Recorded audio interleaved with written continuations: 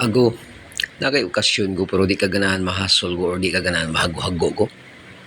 Try do kuno go og kontak aning manluto ay go nga naa Lawaan Talisay go. So ang iyang number go is 0995-399-7470 go. So kung motawag ka na go, siya mismo go ang makatubag ka na go. Mo na yung personal number go. Then go kaning gi-post ng mga video go, mo na yung mga luto go.